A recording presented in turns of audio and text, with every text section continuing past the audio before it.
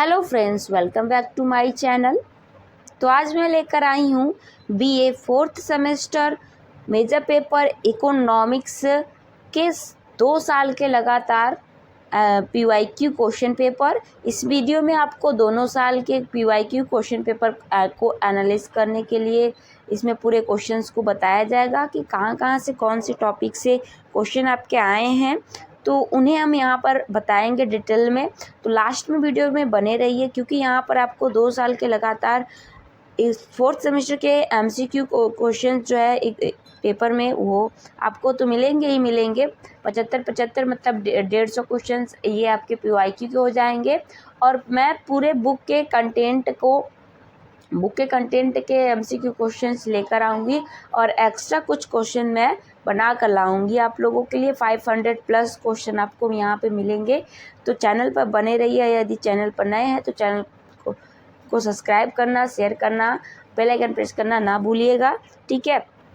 यहाँ पर आपको पूरे सभी सब्जेक्ट के, ज्योग्राफी के भी आपके 2 सेमेस्टर के लगातार आपको जो है कि 2 ईयर के लगातार आपको पीवाईक्यू मिलेंगे, प्रोवाइड कराए जाएंगे। तीसरे ईयर का भी आपको मिल सकता है, ठीक है। तो यहाँ पर हम देखेंगे एक एक करके। ये जो आपका फोर्थ सेमेस्टर का इकोनॉमिक्स का पेपर है, इसमें आपको money, banking and public finance इस पेपर का नेम है, ठीक है। तो इसमें हम आपका जो है 75 क्वेश्चन होता है। ये एमसीक्यू बेस्ड पैटर्न है। यदि जो एमजी के बीपी वाले 2025 के सेशन वाले एमजी के बीपी वाले फोर्थ सेमेस्टर में हैं, उनका इस बार जो है विद्यापीठ ने जो है कि पैटर्न चेंज कर दिया है, ऑब्जेक्टिव से सब्जेक्टिव कर दिया है। आपका इस बार रिटन होगा। और जो अदर यूनिवर्सिटी वाले हैं उनका अगर एमसीक्यू बेस्ड है तो वो एमसीक्यू बेस्ड अपना करेंगे तैयारी, और जिनका रिटन है वो रिटन भी करेंगे। लेकिन एक बार ये क्वेश्चन पेपर एनालिसिस जरूर करिएगा, ठीक है। तो यहाँ पर देखते हैं पहला क्वेश्चन क्या दिया है। पहला क्वेश्चन दिया है कि बीसपति में सरकार को क्या करना चाहिए। पहला दिया है जनता से ऋण लेना चाहिए, दूसरा दिया जनता को ऋण वापस करना चाहिए, तीसरा नए ऋण लेना चाहिए, चौथा उपयुक्त में से कोई नहीं। तो यहाँ पे बीसपति में सरकार को जनता को ऋण वापस करना चाहिए, तो ये B option is right answer हो जाएगा। सेकंड आपका क्या है, राइट आंसर है, ठीक है। In deflation government has to क्या करना चाहिए, loan should be taken from public, repaying loans to the public. Third new loan should be taken, और फोर्थ है नॉन ऑफ एबव। तो यहाँ पे आपको क्या करना है, सेकेंड वाला ऑप्शन इज राइट आंसर। यदि आपको किसी एक क्वेश्चन का आंसर जो है सही नहीं लग रहा है तो आप कमेंट बॉक्स में कमेंट भी करके बता सकते हैं कि नहीं इस क्वेश्चन का ये ऑप्शन इज राइट होगा, तो आप यहाँ पे बता सकते हैं। और जो भी आप यूनिवर्सिटी के हैं, अपने यूनिवर्सिटी के अकॉर्डिंग आपका मैटर नहीं करता कि आपकी यूनिवर्सिटी क्या है, बस मैटर क्या करता है आपके पेपर पैटर्न का मैटर करता है। और पेपर पैटर्न के साथ साथ आपका सिलेबस क्या है। अगर सिलेबस एक दूसरे यूनिवर्सिटी से मैच कर रहा है तो आप कोई भी जो है अपना पेपर है आप आराम से पढ़ सकते हैं। बस आपका पेपर पैटर्न ऑब्जेक्टिव बेस है कि सब्जेक्टिव बेस है, ये आप पर निर्भर करता है, आपकी यूनिवर्सिटी पर निर्भर करता है। तो यहाँ पर कोई घबराने की बात नहीं है। यहाँ आप लोग तैयारी करिए, ठीक है। सबसे इम्पोर्टेंट है आपकी पढ़ाई कैसी हो रही है। यहाँ यूनिवर्सिटी ना कुछ करेगी, ना ही आपका एग्ज़ाम पैटर्न करेगा। तैयार पढ़ना तो आपको ही है, ठीक है, चाहे जैसे भी पढ़िए आप। तो यहाँ सेकंड क्वेश्चन देखते हैं। सेकंड क्वेश्चन दिया है, ऋण संशोधन कोष में जमा की जाने वाली राशि प्राप्त करनी चाहिए, कैसे करनी चाहिए। The amount of to be deposit in the डिबेट recovery fund should be received, तो कैसे करना चाहिए। ऑप्शन ए है ऋण से, बी है करों से, सी है दोनों, एक और दो दोनों, और फोर्थ है उपयुक्त में से कोई नहीं, loan, tax, both of above. तो यहाँ पे आपका क्या हो जाएगा, सेकेंड क्वेश्चन का बोथ ऑफ एबव हो जाएगा, दोनों से, ठीक है। नेक्स्ट क्वेश्चन है थर्ड में क्या पूछ रहा है कि युद्ध के समय ऋणों के भुगतान के लिए रीति अपनाई जाती है। In item of war the method adopted for the payment of loan is कौन सी अपनाई जाती है? पहला है अस्वीकार्यता नीति, दूसरा है पूंजीकर नीति, तीसरा है शोधन कोष नीति, चौथा है ऋण नीति, necessity policy, capital policy, reflection policy, debit policy. तो यहाँ पे आपका थर्ड क्वेश्चन का आंसर इज राइट हो जाएगा, तीसरा वाला ऑप्शन हो जाएगा। ठीक है, और यहाँ पर आपको बता दूँ कि प्रीवियस वीडियो में आपको सिलेबस मनी पब्लिक फाइनेंस वाले में आपका प्रीवियस वीडियो में सिलेबस और एक दो चैप्टर्स के नोट्स आप प्रोवाइड कराए गए हैं और अभी आगे भी प्रोवाइड कराए जाएंगे आपको। फिर इसके बाद जो नेक्स्ट वीडियो में लेकर आऊँगी उसमें आपके पूरे के पूरे क्वेश्चन आंसर रहेंगे, एमसीक्यू को बेस्ड भी रहेंगे और थ्योरेटिकली भी रहेंगे। लॉन्ग आंसर टाइप होंगे, शॉर्ट आंसर टाइप होंगे, very short answer type question होंगे और इसमें आपके एमसीक्यू भी बेस्ड क्वेश्चन होंगे। तो एक ओनली एमसीक्यू बेस्ड आपका वीडियो बनकर आएगा और एक में आपका तीनों चारों रहेगा। तो यहाँ पर आप देखते हैं, पहले फोर्थ क्वेश्चन देखते हैं। फोर्थ क्वेश्चन क्या है आपका? संघीय वित्त के सिद्धांत नहीं है। The principle of federal finance is not.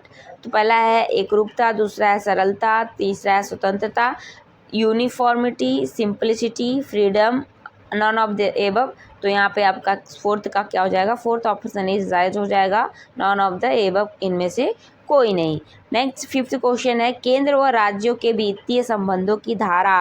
केंद्र और राज्यों के वित्तीय संबंधों की धारा the financial relation of the centre and state of section is, कौन सा सेक्शन लागू होता है? तो धारा 250 से 300 के बीच का धारा जो है केंद्रीय और राज्यों के वित्तीय संबंधों के लिए लागू किया जाता है। तो यहाँ पे सेक्शन 250 से 300 हो जाएगा आपका। नेक्स्ट क्वेश्चन, सिक्स्थ क्वेश्चन देखते हैं।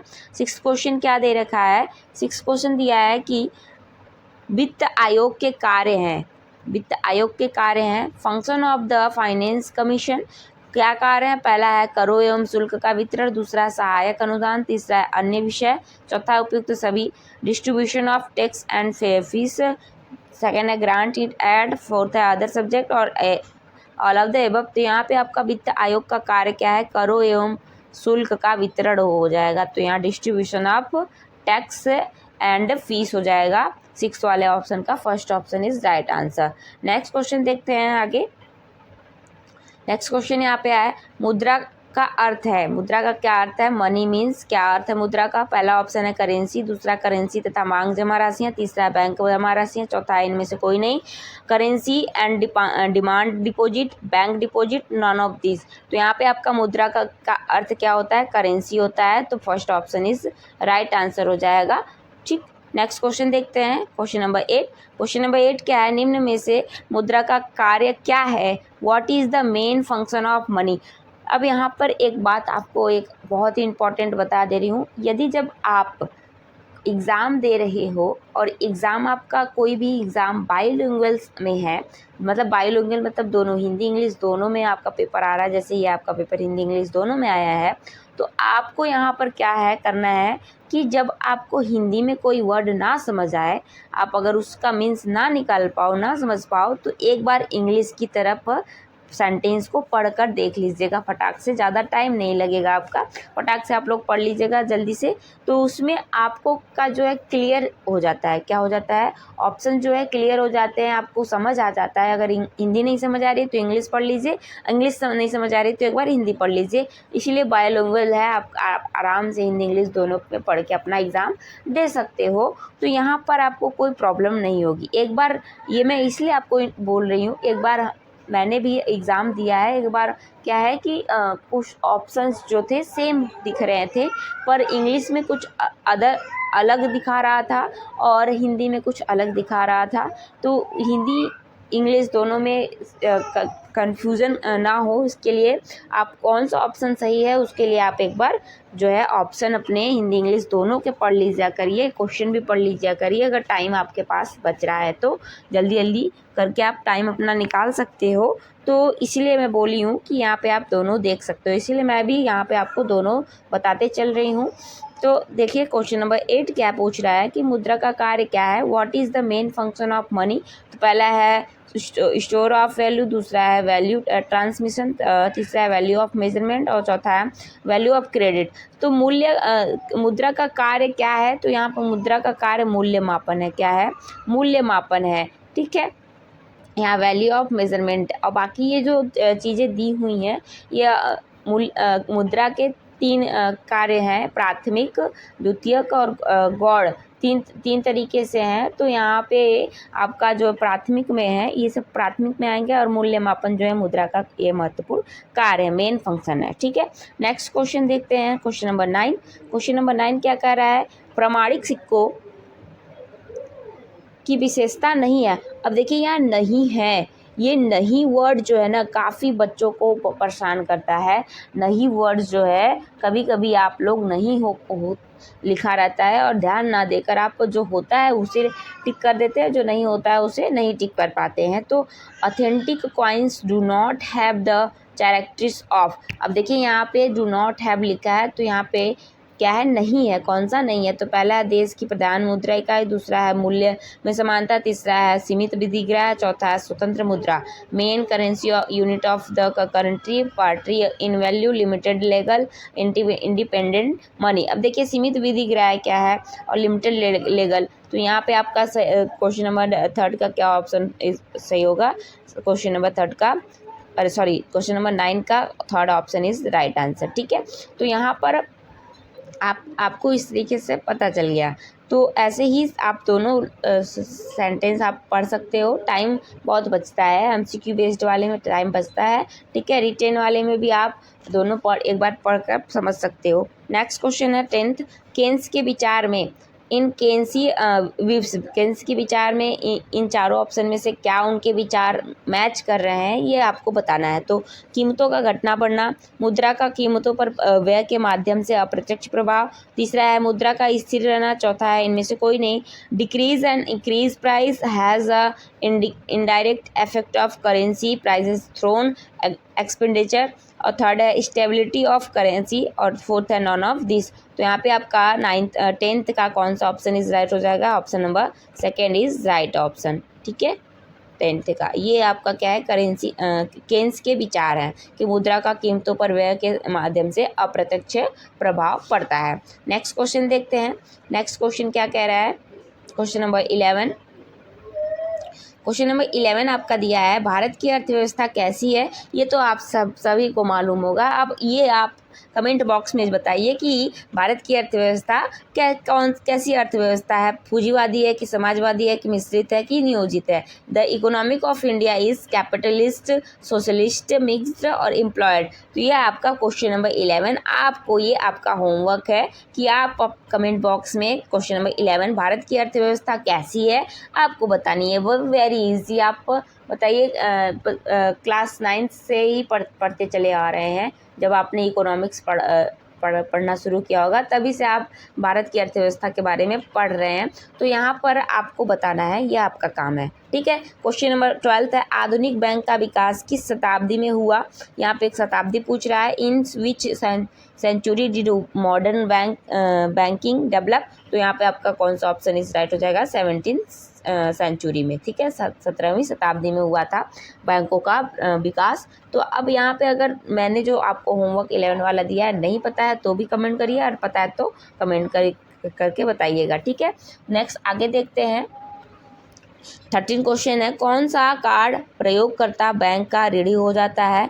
कौन सा कार्ड प्रयोगकर्ता बैंक का ऋणी हो जाता है। Which card makes the user is debit to the bank. तो पहला ऑप्शन है क्रेडिट कार्ड, दूसरा है डेबिट कार्ड, तीसरा है एटीएम कार्ड, चौथा है उपयुक्त सभी। Credit card, debit card, ATM card, उपयुक्त सभी। तो यहाँ पे जो क्रेडिट कार्ड है वो क्रेडिट कार्ड से बैंक जो प्रयोग करता है, उपयोग करता है, वह क्या हो जाता है, बैंक का ऋणी हो जाता है। वो क्या हो जाता है, बैंक का ऋणी हो जाता है। कैसे ऋणी हो जाता है, जो क्रेडिट कार्ड है वह बैंक जो है कि लोगों को लोन देता है। क्या देता है, लोन देता है। डेबिट कार्ड तो आपका एटीएम वाला होता है। तो उसमें लोन देता है और उसमें आपको यह भी कहता है कि आप अपना जो है इतना पैसा इतने टाइम तक आपका कटता रहेगा, जमा होता रहेगा, और जब कोई नहीं कर पाता है तो वहाँ पे वो उसका ऋण हो जाता है, किसका, बैंक का ऋण हो जाता है। ठीक है, ऐसे ही नेक्स्ट आगे क्वेश्चन नेक्स्ट देखते हैं। Question next, question number 14। Question number 14 क्या कह रहा है, सुदृढ़ बैंकिंग व्यवस्था के लिए आवश्यक क्या है? What is the need of a strong banking system? इसके लिए क्या आवश्यक है? तो पहला है शाखा विस्तार, दूसरा है ऋण का विस्तार, तीसरा है पर्याप्त रक्षित पूंजी अनुपात, चौथा है उपयुक्त सभी branch expansion of debit, adequate capital reserve ratio, all of the above. तो यहाँ पे आपका ऑल ऑफ द एबव हो जाएगा, क्वेश्चन नंबर 14 का ऑल ऑफ द एबव हो जाएगा। नेक्स्ट क्वेश्चन है 15, शाख निर्माण के लिए आवश्यक है, शाख निर्माण के लिए क्या आवश्यक है? It is necessary of build credit creation. पहला है कैश पेमेंट, दूसरा है रिजर्व फंड, और तीसरा हायर इनिशियल डिपॉजिट, और चौथा है decrease in the amount of currency. तो यहाँ पे आपका नगद भुगतान, रक्षित कोष, प्रारंभिक जमा की मात्रा अधिक होना, करेंसी की मात्रा कम होना। तो शाख निर्माण का क्या किस लिए आवश्यक होता है? प्रारंभिक जमा की मात्रा का अधिक होना, अगर अधिक है तो ये क्या होगा, आपका शाख निर्माण होगा। तो आपका थर्ड ऑप्शन इस राइट हो जाएगा। नेक्स्ट क्वेश्चन देखते हैं 16। क्वेश्चन नंबर 16 क्या कह रहा है? क्वेश्चन नंबर 16 कह रहा है कि शाख पत्रों में प्रयोग विदेशी व्यापार में किया जाता है। Letter of credit are used in foreign trade. तो इसमें आपका फर्स्ट हो जाएगा बैंक ड्राफ्ट, दूसरा है सेकंड आपका प्रतिज्ञा पत्र, तीसरा शाख प्रमाण पत्र, और चौथा book credit, bank draft, promissory note, credit certificate और बुक क्रेडिट। तो यहाँ पे आपका 16 का book credit fourth option is right answer हो जाएगा। नेक्स्ट क्वेश्चन देखते हैं, क्वेश्चन नंबर 17। क्वेश्चन नंबर 17 क्या कह रहा है कि बैंकों की नीति का अंग नहीं है। The investment policy of bank is not a part of, इसकी है। तो यहाँ पे तरलता हो जाएगा। 17 का option number third is right answer हो जाएगा, लिक्विडिटी हो जाएगा। नेक्स्ट क्वेश्चन देखते हैं। नेक्स्ट क्वेश्चन में पूछ रहा है बैंकों का दायित्व क्या है? What is liabilities of bank? तो यहाँ पे पहला क्वेश्चन में जमा राशि, दूसरा है निवेश, तीसरा है ऋण, और चौथा उपयुक्त में से कोई नहीं, डिपॉजिट, इन्वेस्टमेंट, डेबिट और नॉन ऑफ दिस। तो यहाँ पे डिपॉजिट जमा राशि क्या है? बैंकों का दायित्व होता है जमा राशि। ठीक है, तो आपका option number first is right answer हो जाएगा 18 का। नेक्स्ट 19 है बैंकों की परिसंपत्तियाँ क्या है? What is asset of bank? तो क्या परिसंपत्ति क्या है? पहला है पूंजी, दूसरा है कोष निधि, तीसरा है अग्रिम एवं ऋण, चौथा है उपयुक्त सभी capital, treasury fund, advance and debit, all of the above. तो यहाँ पे आपका क्या हो जाएगा, all of the above is right answer हो जाएगा। यह सब क्या है, बैंक की परिसंपत्तियाँ होती हैं। नेक्स्ट क्वेश्चन देखिए, नेक्स्ट क्वेश्चन क्या है आपका, क्वेश्चन नंबर 20। क्वेश्चन नंबर 20 कह रहा है भारत का आधुनिक ढंग की प्रथम बैंक की स्थापना कब हुई? When was the first modern bank established in India? तो यहाँ पे आपका क्या हो जाएगा, 1770, 1770 में। किसमें? 1770 में बैंक का प्रथम बैंक की स्थापना आधुनिक ढंग से हुई थी। ठीक है, नेक्स्ट क्वेश्चन आगे देखते हैं। नेक्स्ट क्वेश्चन है सबसे पहला भारतीय बैंक कौन सा था जिसकी स्थापना 1881 में हुई? 1881 में किसकी स्थापना हुई? Which was the first Indian bank established in 1881? तो यहाँ पे आपका 1881 में कौन सा बैंक बन के स्थापना हुआ था, तैयार हुआ था? Awadh commercial bank. कौन सा? Awadh commercial bank. 21 का क्या हो जाएगा, अवध कॉमर्शियल बैंक हो जाएगा। ठीक है, नेक्स्ट अब आपको बैंक से रिलेटेड भी आपके यहाँ कुछ एक्स्ट्रा क्वेश्चंस आपको यहाँ पे मैं प्रोवाइड कराऊंगी। ठीक है, नेक्स्ट क्वेश्चन देखते हैं।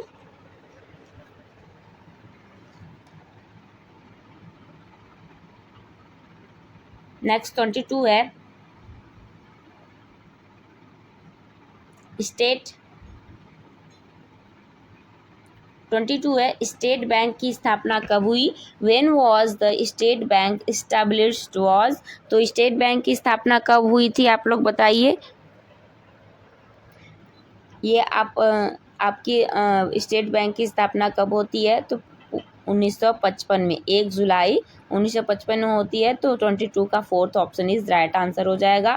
नेक्स्ट 23 है, 1980 में कितने बैंकों का राष्ट्रीयकरण किया गया? How many banks was nationalised in 1980? तो यहाँ पर आपको कितने बैंकों का किया गया?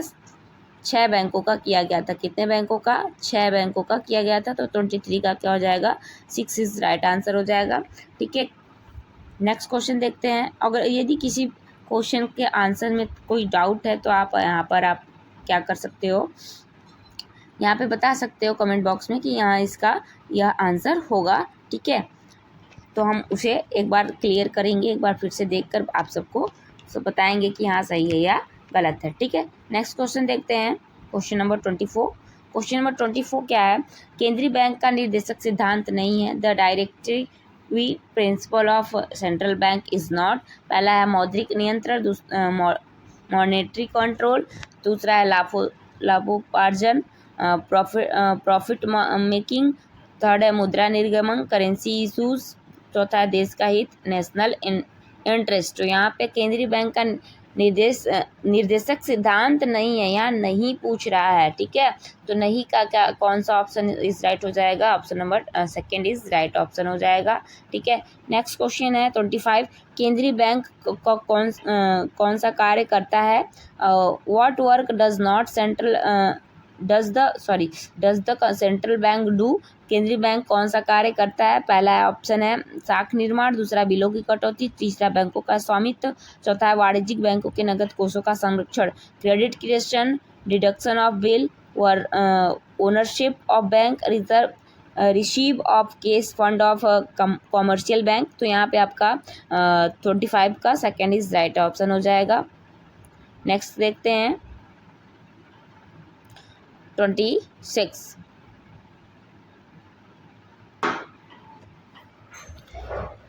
फिर 26 आपका कह रहा है केंद्रीय बैंक कौन सा कार्य नहीं करता है? अब यहाँ नहीं करता है। What works does not the central bank not do? तो कौन सा कार्य नहीं करता है? तो सेकंड ऑप्शन इज राइट हो जाएगा, जनता से जमा स्वीकार नहीं करता है। बाकी ये सारे काम जो है करता है। Accepting deposit from the public, जनता से जमा स्वीकार करना यह सेंट्रल बैंक का कार्य नहीं है। ठीक है, बाकी पत्र मुद्रा निर्गमन करता है, पेपर करेंसी इशू करता है, सरकार का बैंकिंग कार्य करता है, और उसके बाद इधर अंतिम ऋणदाता का कार्य करता है। ठीक है, बाकी ये जो जनता से जमा स्वीकार है ये सेंट्रल बैंक नहीं करता है, ये आपके जो स्टेट बैंक वगैरह होते हैं वो करते हैं। नेक्स्ट क्वेश्चन देखिए 27। क्या है? बैंक दर का अर्थ क्या है? बैंक रेट मीन्स, तो पहला है ब्याज दर, दूसरा है पुनर्कटौती दर बिलों पर, तीसरा है जमाओं पर ब्याज दर, चौथा है लेन देन पर ब्याज। तो यहाँ पे आपका इंटरेस्ट ऑफ ट्रांसैक्शन ये क्या हो जाएगा? आपका इज राइट आंसर हो जाएगा। Question option number 4 is right answer, लेन देन पर ब्याज। ठीक है, बैंक दर का क्या अर्थ होता है? लेन देन पर ब्याज। ठीक, नेक्स्ट क्वेश्चन देखते हैं आगे 28 क्या दिया है? 28 बोल रहा है कि साख की मात्रा को कम करने का उपाय क्या है? What is the solution to reduce the amount of credit? तो कौन सा है आपका? पहला है बैंक दर में कमी, दूसरा है प्रतिभूतियों की खरीद, तीसरा है वैधानिक कोष अनुपात में वृद्धि, चौथा इनमें से कोई नहीं। तो यहाँ पे आपका क्या हो जाएगा? Third option is right answer हो जाएगा, वैधानिक कोष अनुपात में वृद्धि, थर्ड इज राइट आंसर। ठीक है, नेक्स्ट आगे देखते हैं 29 क्या कह रहा है? ऋण नीति में साख नियंत्रण उपाय सहायक होता है। Credit control measure in credit policy, तो क्या सहायक होता है? पहला ऑप्शन है बैंक दर नीति, दूसरा है खुले बाजार की क्रियाएं, चौथा है कोष अनुपात में परिवर्तन, bank rate policy, open market operation, change in fund ratio, all of the above. तो यहाँ पे आपका क्या हो जाएगा? All of the above is right answer हो जाएगा। नेक्स्ट देखते हैं आगे 30 क्वेश्चन क्या है आपका? पूछ रहा है कि साख नियंत्रण की कौन सी रीति में अधिक लचक का गुण है? Which method of credit control is more flexible? तो यहाँ पे फर्स्ट है बैंक दर नीति, दूसरा है खुले बाजार की क्रियाएं, तीसरा है कोषानुपात में परिवर्तन, चौथा इनमें से कोई नहीं। Bank rate policy, open market operation, change in fund ratio, और फोर्थ है नॉन ऑफ द दिस। तो यहाँ पे आपका 30 का कौन सा ऑप्शन इज राइट हो जाएगा? Option number second is right option हो जाएगा, खुले बाजार की क्रियाएं, open market operations. Next question है 31, रिजर्व बैंक की स्थापना कब हुई? रिजर्व बैंक को आरबीआई भी कहते हैं, ठीक है। आरबीआई वॉज एस्टेब्लिश्ड इन, तो रिजर्व बैंक की स्थापना कब हुई? तो यह आप कमेंट बॉक्स में आंसर बताएंगे। क्वेश्चन नंबर 31 का ये आपका होमवर्क है कि आपको बताना है कि 31 का क्या आंसर होगा इस राइट आंसर। अगर नहीं पता है तो भी कमेंट बॉक्स में कमेंट करिए, बताइए, और पता है तो भी आप बताइए कि हाँ यह आंसर इसका राइट है, ठीक है। नेक्स्ट आगे देखते हैं, नेक्स्ट क्वेश्चन 32 क्या है आपका? भारतीय रिजर्व बैंक का राष्ट्रीयकरण कब हुआ? आरबीआई गेट नेशनलाइज्ड कब हुआ था? तो यहाँ पे कब हुआ था? तो 1949 में रिजर्व बैंक का राष्ट्रीयकरण हुआ था।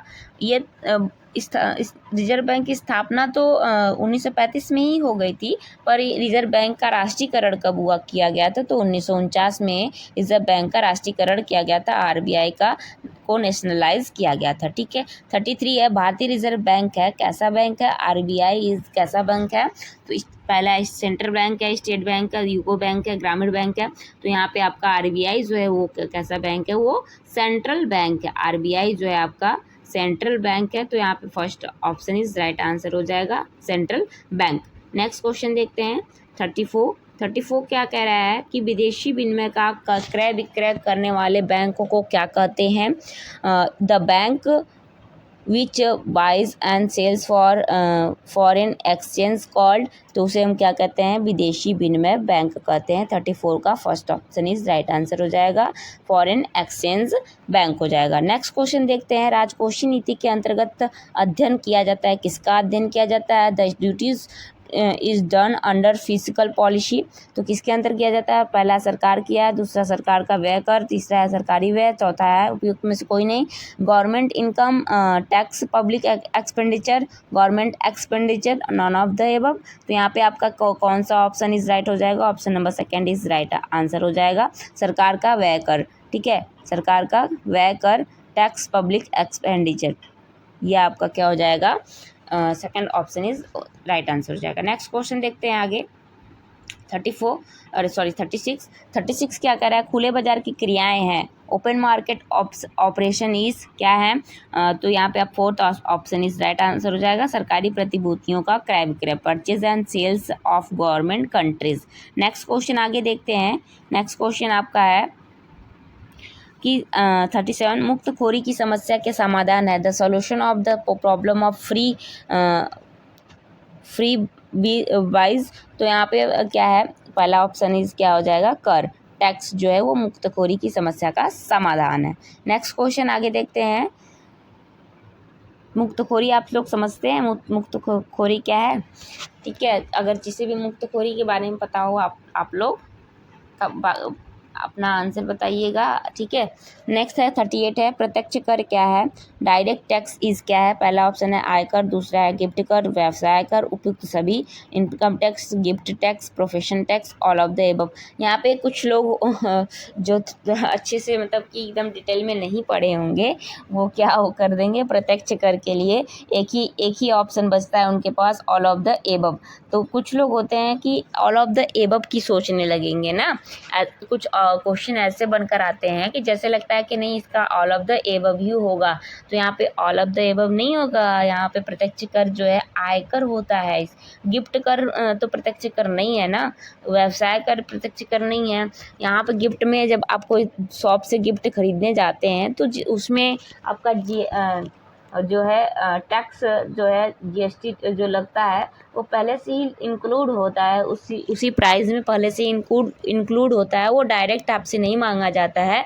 लेकिन इनकम टैक्स जो है वो आपको डायरेक्ट, आपकी अगर ईयरली शायद 8 लाख की 10 लाख के एबव ऊपर है, उससे है, तो आपका जो है टैक्स लगता है शायद इतना, आई थिंक, अब जितना भी होता हो, ठीक है। तो इसके बाद आगे आपका 31 का फर्स्ट इज राइट आंसर हो गया। नेक्स्ट क्वेश्चन देखते हैं 39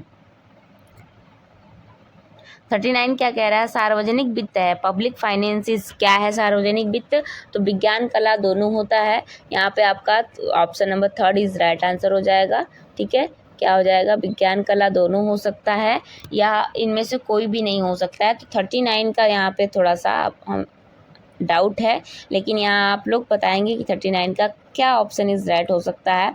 नेक्स्ट क्वेश्चन 40 देखते हैं। प्रत्यक्ष कर है, इनडायरेक्ट टैक्स। अब यहाँ देखिए दोनों कर क्या है, कर वाला चैप्टर इंपॉर्टेंट है, कर वाला चैप्टर आप पढ़ लीजिएगा। पूछ रहा है कि अभी पूछा इसके पहले वाला क्वेश्चन में पूछा डायरेक्ट टैक्स क्या है, अब यहाँ इनडायरेक्ट पूछ लिया। तो इनडायरेक्ट क्या है, बिक्री कर, यात्री कर, सीमा शुल्क कर, sales tax, passenger tax, custom duty, all of the above. तो ये सब क्या है, इनडायरेक्ट है। यहाँ ऑल ऑफ द एबव हो जाएंगे आपके, ये सब इनडायरेक्ट टैक्स है। ठीक है, नेक्स्ट क्वेश्चन देखते हैं 41। थोड़ा सा यहाँ पर आपकी वीडियो जो है लंबी जा सकती है, तो लास्ट तक जरूर देखिए, क्योंकि यहाँ पे आपको दोनों जो है दोनों ईयर के PYQ आपको प्रोवाइड कराए जा रहे हैं। तो ये आपकी लंबी वीडियो बनेगी, क्योंकि इस 75 क्वेश्चन फर्स्ट पेपर में, 75 क्वेश्चन सेकंड पेपर में। यहाँ पे आपका 150 क्वेश्चन एक्सप्लेन करना है, तो उसमें थोड़ा वक्त लगेगा। आपको इकट्ठा 150 क्वेश्चन मिल रहे हैं। ठीक है, दोनों पेपर से, दोनों पेपर एनालिसिस करके। ठीक, नेक्स्ट क्वेश्चन है 41 क्या पूछ रहा है, मौद्रिक नीति के उद्देश्य क्या है, ऑब्जेक्टिव ऑफ मॉनेटरी पॉलिसी। पहला ऑप्शन है समान हो सकते हैं, कैन बी इक्वल। दूसरा है विरोधी हो सकते हैं, कैन बी अपोजिट। तीसरा है विकास हो सकते हैं, कैन बी डेवलप। और रोजगार हो सकते हैं, कैन बी एम्प्लॉयमेंट। तो यहाँ पे आपका मौद्रिक नीति के क्या उद्देश्य है, कैन बी इक्वल, समान हो सकते हैं। मौद्रिक नीति के उद्देश्य समान हो सकते हैं। नेक्स्ट क्वेश्चन है 42 देखते हैं। 42 का क्या कह रहा है, मुद्रा की तटस्थता का उद्देश्य है, objective of naturality of currency. तो मुद्रा जो है परिमाण सिद्धांत पर आधारित होती है। तो फर्स्ट इज राइट आंसर हो जाएगा, based on the quantity theory of the money. ठीक है, नेक्स्ट क्वेश्चन है आपका 43 क्या कह रहा है कि मौद्रिक नीति में कीमत स्थिरता उद्देश्य क्या है, price stability object of monetary policy. तो यहाँ पे आपका स्वर्ण मान संचालन, दूसरा है सामान्य कीमत स्तर, तीसरा है सापेक्ष कीमत और चौथा है उपयुक्त सभी। Operation of gold standard, general price policy, related price, all of the above. तो यहाँ पे आपका ऑल ऑफ द एबव हो जाएगा। ठीक है, नेक्स्ट क्वेश्चन है आपका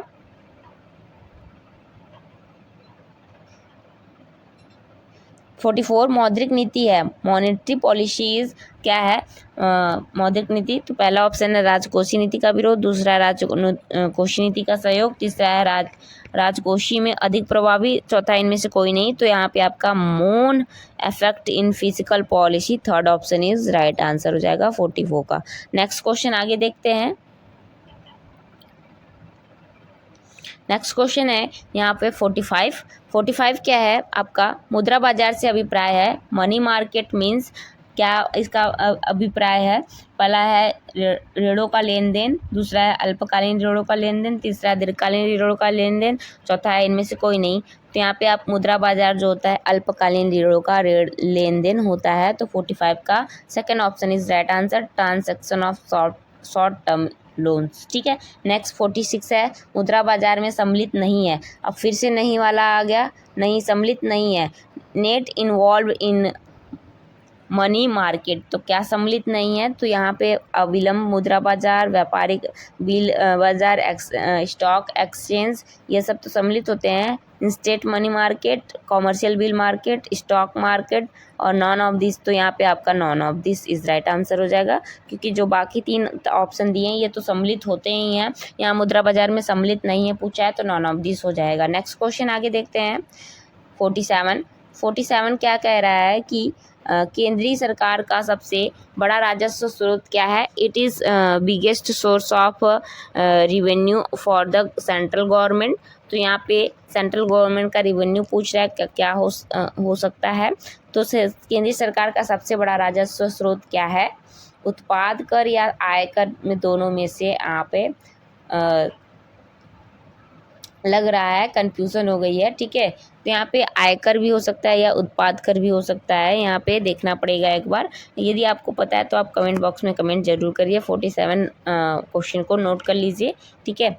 नेक्स्ट क्वेश्चन है 48, कौन सा कर प्रत्यक्ष कर नहीं है? फिर से यहाँ नहीं कहा गया, फिर से पूछ रहा है प्रत्यक्ष कर नहीं है। What which tax is not an indirect tax? तो यहाँ पे आपका क्या हो जाएगा? पहला है निगम शुल्क, दूसरा है सीमा शुल्क, तीसरा है केंद्रीय उत्पाद शुल्क, चौथा है व्यापार कर, corporation tax, custom duty, central excise और फोर्थ है ट्रेड टैक्स। तो यहाँ पे अप्रत्यक्ष कर पूछा है, अप्रत्यक्ष कर नहीं है, नहीं है इसका मतलब कि जो डायरेक्ट प्रत्यक्ष कर होगा वही आपका अप्रत्यक्ष कर नहीं होगा। बाकी ये तो तीन नीचे के तो अप्रत्यक्ष कर हैं, तो बचा निगम शुल्क। तो निगम शुल्क आपका क्या हो जाएगा? अप्रत्यक्ष कर नहीं है। यह कैसा है? यह प्रत्यक्ष कर है, कॉरपोरेशन, ठीक है। नेक्स्ट क्वेश्चन आगे 49 क्या है? रिपोज का अर्थ। 49 आपका है रिपोज का अर्थ क्या है? रिपोज मीन्स क्या होता है? पहला है दिनांकित प्रतिभूतिता, दूसरा है जीरो कूपन बॉन्ड, चौथा है कोषागार विपत्र और चौथा है पुनर्खरीद की जाने वाली प्रतिभूतियाँ। तो रिपोज क्या होता है? पुनर्खरीद की जाने वाली प्रतिभूतियाँ ही क्या हमारा होता है? रिपोज होता है। तो 49 का फोर्थ ऑप्शन इज राइट हो जाएगा, security to be purchased. Next question 50 है। 50 आपका क्या है? संगठित मुद्रा बाजार का अंग नहीं है, not a part of organised money market. तो कौन सा है? हुंडी बाजार जो है यह संगठित मुद्रा बाजार का अंग नहीं है, ठीक है। नेक्स्ट अब आपको ये बताना है कि हुंडी बाजार किस मुद्रा बाजार का अंग है, या आपका होमवर्क है, ठीक है। नेक्स्ट क्वेश्चन आगे देखते हैं 51 क्या कह रहा है? भारतीय बट्टा वित्त गृह का उद्देश्य क्या है? The objective of discount and finance house of India is क्या होता है? तो बिल बाजार का विस्तार होता है। 51 का आपका first option is right option हो जाएगा, expansion of bill market. Next question 52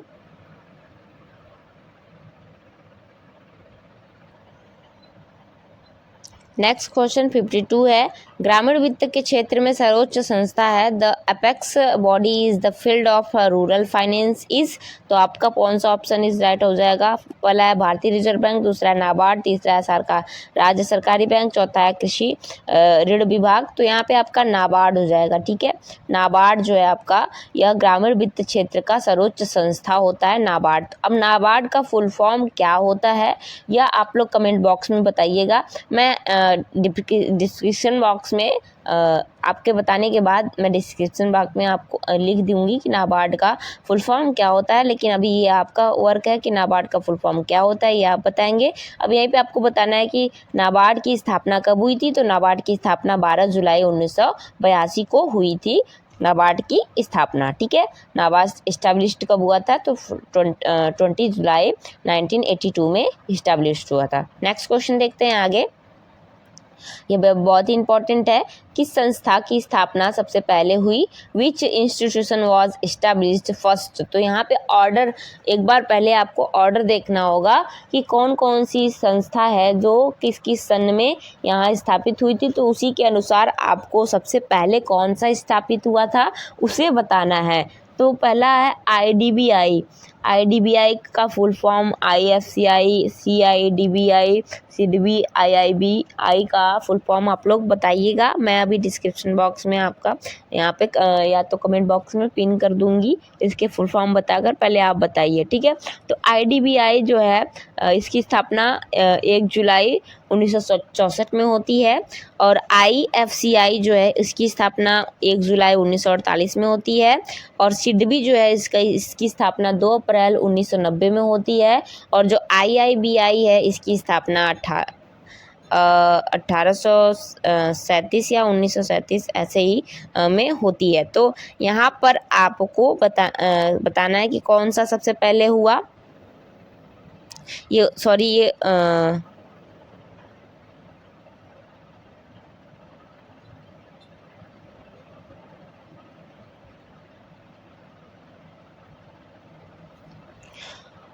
यहाँ पर एक मिनट,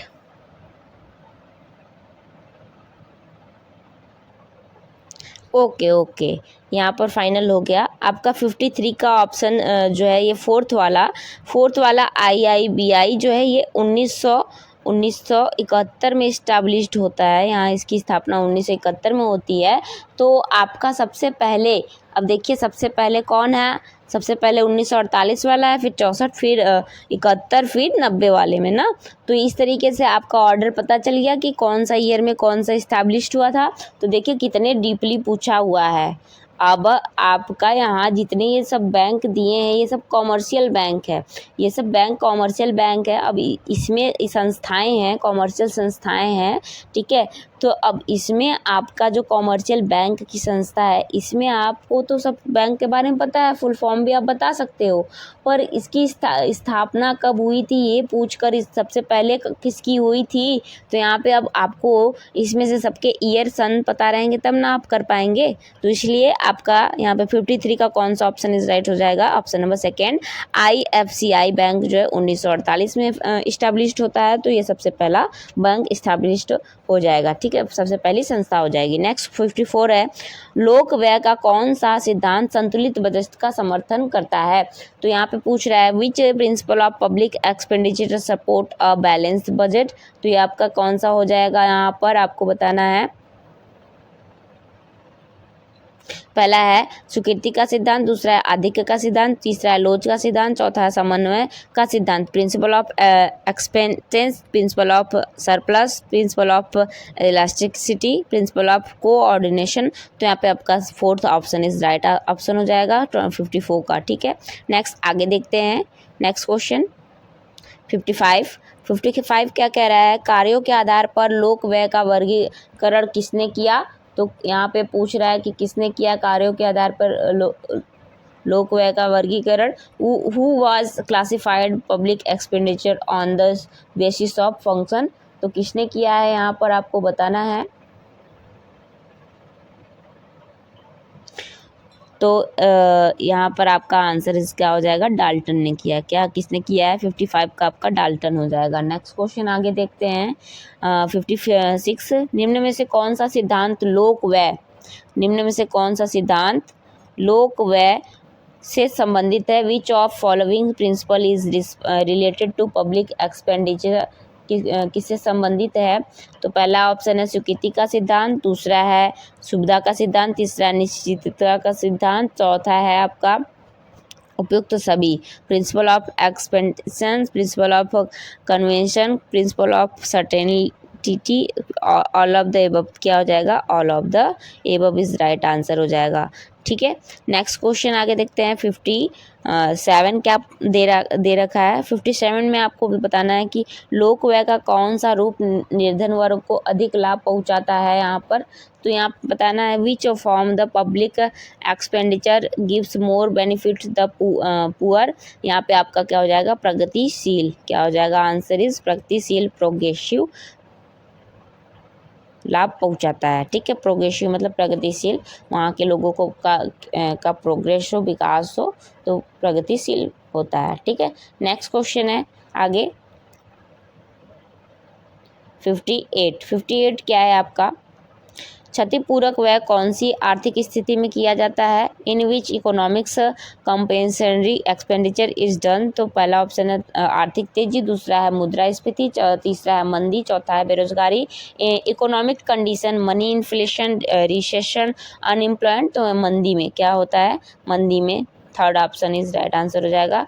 क्षतिपूरक कौन सी आर्थिक स्थिति में किया जाता है, मंदी में, ठीक है। नेक्स्ट क्वेश्चन देखते हैं आगे 59 अब आपका क्या है, बजट में किस मद पर अधिक व्यय किया जाता है।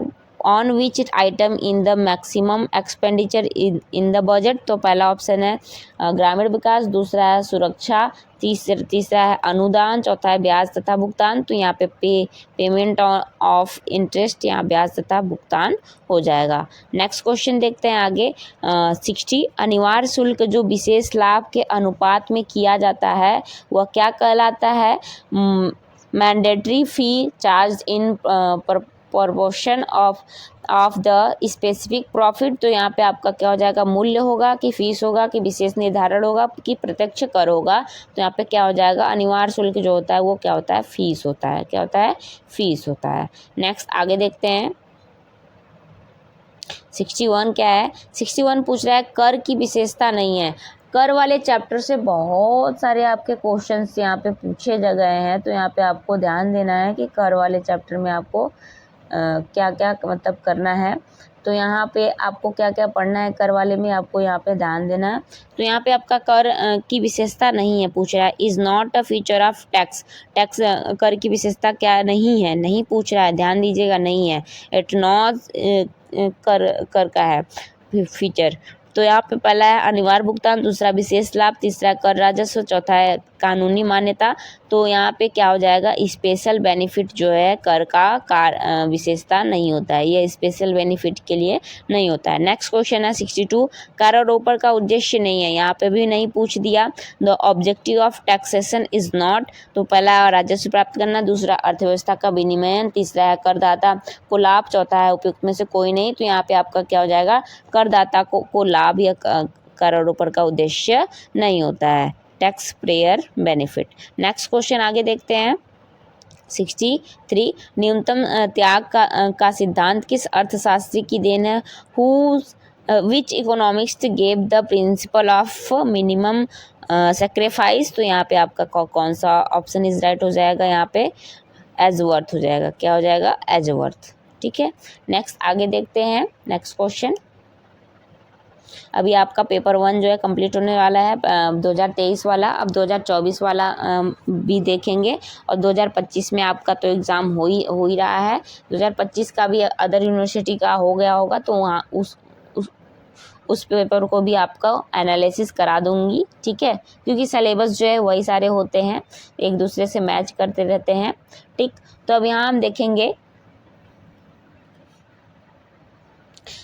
64 का क्वेश्चन क्या है, करदान का मुख्य निर्धारक क्या है। The main determinate of taxation is, तो यहाँ पे क्या हो जाएगा, पहला जनसंख्या, दूसरा है आय, तीसरा है धन के वितरण में समानता, population, income, equality in distribution of health. तो यहाँ ऑल ऑफ द एबव क्या हो जाएगा, all of the above is right answer हो जाएगा 64 का, all of the above. Next question है आगे 65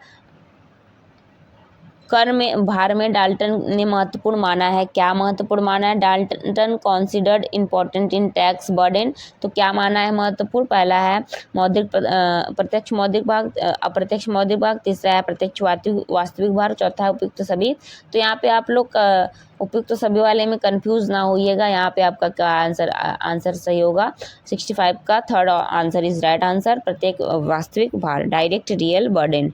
ठीक है, नेक्स्ट आगे देखते हैं 66 कर विवर्तन के लिए आवश्यक है।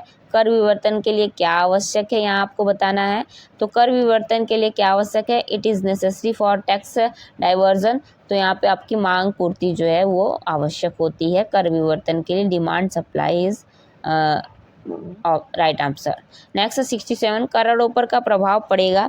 करारोपण का प्रभाव किस पर पड़ेगा, टैक्सेशन विल हैव फॉरेबल इफेक्ट, पहला है कार्य पर, दूसरा है बजट पर, तीसरा है आय के वितरण पर, चौथा है उपयुक्त सभी। तो यहाँ पे आपका ऑल ऑफ द एबव हो जाएगा, ability to work, ability to save, distribution on income और all of the above. Next question है 68 भारतीय कर प्रणाली है। भारतीय कर प्रणाली यहाँ पे बताना है आपको कि भारतीय कर प्रणाली कैसी है, भारतीय कर प्रणाली कैसी है, इंडियन टैक्स सिस्टम इज कैसी है। तो यहाँ पे आय का प्रमुख स्रोत है, प्रत्यक्ष कर का स्रोत है, अप्रत्यक्ष करों से प्राप्त आय है, उपयुक्त सभी, main source of income, source of direct tax, source of indirect tax, all of the above. तो ऑल ऑफ द एबव है, भारतीय कर प्रणाली कैसी है, ऑल ऑफ द एबव है। तो यहाँ पे आपका 68 का fourth option is right option हो जाएगा।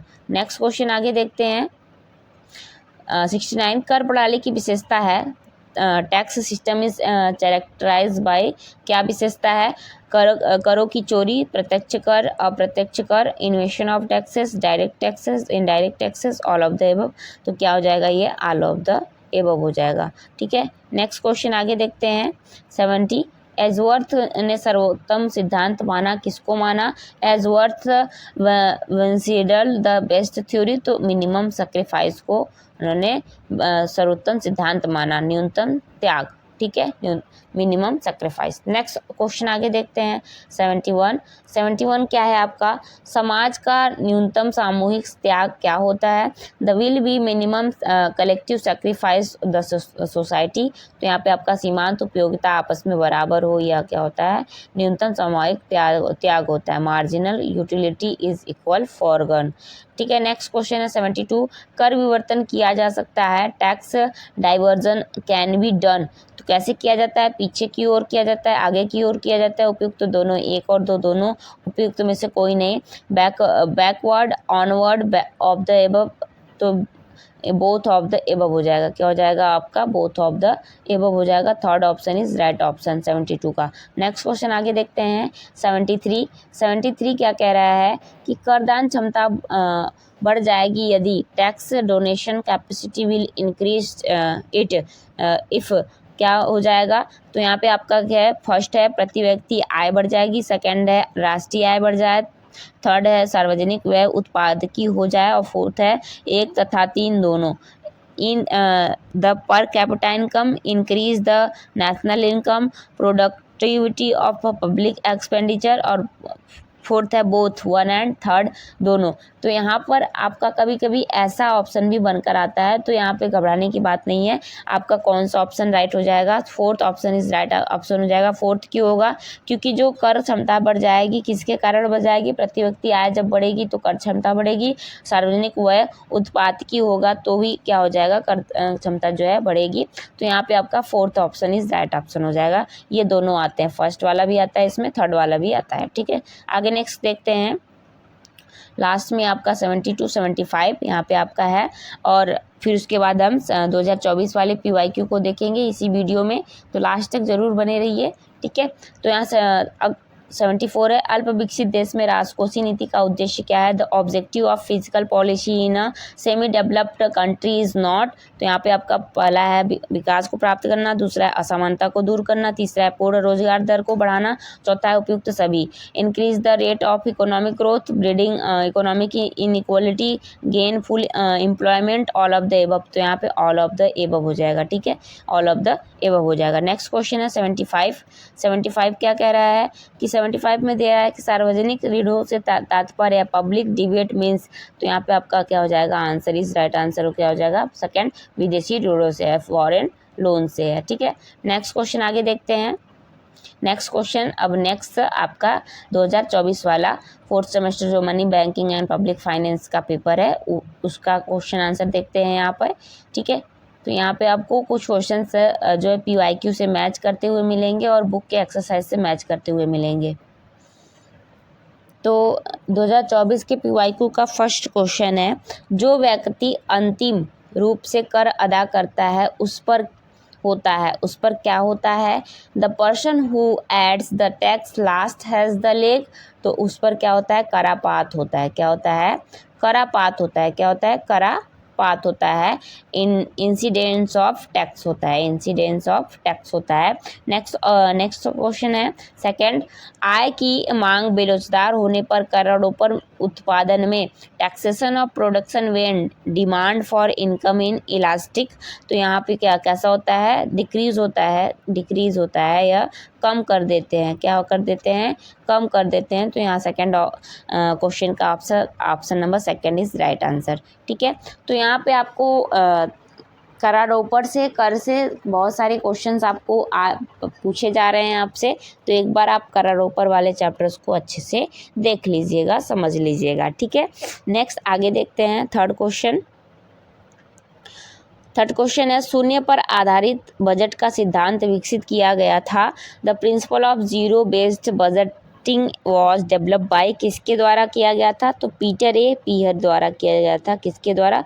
ऑप्शन नंबर फर्स्ट हो जाएगा, पीटर ए पीहर द्वारा, ठीक है।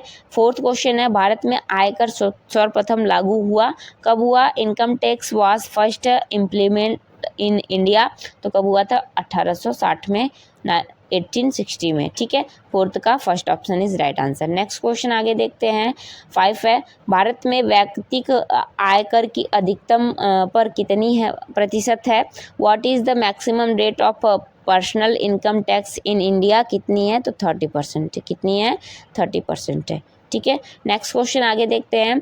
केंद्र सरकार की आगम व्यय का सबसे महत्वपूर्ण अव्यय है, the most important component of central government revenue expenditure is, क्या है आपका यहाँ पर? तो यहाँ पे आपको बताना है क्या। पहला है ब्याज अदायगी, दूसरा रक्षा सेवा, तीसरा सब्सिडी, चौथा पेंशन। तो इंटरेस्ट पेमेंट क्या हो जाएगा आपका? राइट आंसर हो जाएगा, ठीक है, ब्याज अदायगी। नेक्स्ट क्वेश्चन आगे देखते हैं। 7 आपका दिया है, क्या दिया है? 7, वर्तमान में केंद्र सरकार की प्राप्तियों का सर्वाधिक महत्वपूर्ण मद है। At present the central government most important item of receipt is, क्या है? पहला है उधार तथा अन्य देयताएं, सेकेंड है निगम कर, थर्ड है आयकर, फोर्थ है केंद्रीय उत्पाद शुल्क। तो यहाँ पे आपका क्या हो जाएगा? Income tax is right answer हो जाएगा, इनकम टैक्स। नेक्स्ट क्वेश्चन है आपका 8, निम्न में से कौन केंद्रीय सरकार के मुख्य व्यय का शीर्षक नहीं है? शीर्षक नहीं पूछ रहा है, फिर से नहीं वाला आ गया। विच of the followings is not the main head of expenditure of the central government? तो यहाँ पे आपका क्या हो जाएगा? सुरक्षा व्यय, सेकेंड है ऋण पर ब्याज, थर्ड है अनुदान, फोर्थ है सार्वजनिक स्वास्थ्य। तो यहाँ पे आपका जो है ऋण पर ब्याज, यह सेंट्रल गवर्नमेंट का मुख्य व्यय का कार्य नहीं होता है, ठीक है, interest of loan. Next question आगे देखते हैं। 9 क्या पूछ रहा है? निम्न करों में से कौन प्रगतिशील कर है? Which of the following taxes is a progressive taxes? तो यहाँ पे आपका फर्स्ट है बिक्री कर, सेकेंड है सीमा शुल्क, थर्ड है उत्पाद शुल्क, फोर्थ है आयकर। आयकर कैसा है? प्रोग्रेसिव टैक्स है, इनकम टैक्स, ठीक है। नेक्स्ट क्वेश्चन है 10th, निम्न में से कौन केंद्र सरकार के लिए सर्वाधिक राजस्व एकत्रित करता है? Which of the followings collects the highest revenue for the central government? तो यहाँ पे फर्स्ट आपका निगम कर, सेकंड आयकर, थर्ड उत्पाद शुल्क, तो फोर्थ है सीमा शुल्क। तो यहाँ पे आपका क्या है? 10th का सेकंड ऑप्शन इज राइट हो जाएगा, इनकम टैक्स। नेक्स्ट क्वेश्चन आगे देखते हैं।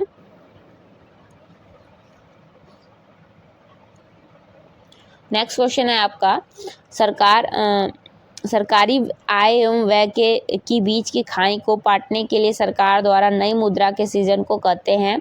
Creation of new money by the government to fill the gap between government revenue and expenditure is known as. पहला है साख सृजन, दूसरा है प्राथमिक घाटा, तीसरा है घाटे की वित्त व्यवस्था, चौथा है वित्तीय अस्थायित्व। तो यहाँ पे क्रेडिट क्रिएशन साख सृजन जो है आपका राइट आंसर हो जाएगा, ठीक है। 11 का first option is right answer. Next question आगे देखते हैं। यहाँ पे नेक्स्ट क्वेश्चन जो है थोड़ा सा PDF फाइल बनाने में थोड़ा सा कट गया है, यह कर से रिलेटेड ही था, ठीक है। नेक्स्ट क्वेश्चन आगे देखते हैं। 13 जो है, यदि राजकोषीय घाटे से ब्याज भुगतान निकाल दिया जाए तो शेष बाजार होगा। If interest payment are removed from fiscal deficit the balance will be equal. तो कैसा होगा? तो प्राथमिक घाटे का बैलेंस होगा, प्राइमरी डिफिसिट होगा, ठीक है। नेक्स्ट क्वेश्चन आगे है 14 क्या है? 14 है, लोक व्यय का कौन सा सिद्धांत संतुलित बजट का समर्थन करता है? Which canon of public expenditure favour balance budget? तो कौन सा करता है? ऑप्शन ए है स्वीकृति का सिद्धांत, सेकंड है आधिक्य का सिद्धांत, थर्ड है लोच का सिद्धांत, फोर्थ है समन्वय का सिद्धांत। तो यहाँ पे आपका क्या हो जाएगा? कैनॉन ऑफ सैंक्शन, स्वीकृति का सिद्धांत हो जाएगा, ठीक है। नेक्स्ट क्वेश्चन आगे 15 देखते हैं। 15 क्या है आपका? भारत सरकार के बजट में निम्नलिखित में से किस मद पर अधिक व्यय किया जा सकता है? One which item of the following expenditure is the maximum in the budget of the government of India? तो क्या हो जाएगा आपका फर्स्ट ऑप्शन कृषि एवं ग्रामीण, सेकेंड सुरक्षा, थर्ड ब्याज का भुगतान, फोर्थ है अनुदान। तो यहाँ पे आपका क्या हो जाएगा? थर्ड हो जाएगा, option is right answer, payment of interest, ब्याज का भुगतान। नेक्स्ट क्वेश्चन आगे देखते हैं 16 नंबर क्या है? किस प्रकार के कर का आघात एवं भार अंतिम रूप से एक ही व्यक्ति पर पड़ता है? The impact and incidence of which type of tax is finally on the same person? तो डायरेक्ट टैक्स क्या होता है? यह प्रत्यक्ष रूप से आघात और अंतिम भार रुपए के रूप में यहाँ पे देखने को मिलता है। ठीक है, नेक्स्ट आगे देखते हैं 17 क्या है? न्यूनतम त्याग के सिद्धांत पर प्रतिपादन किया था, किसने प्रतिपादन किया था? The principle of least aggregate sacrifice was pronounced bye.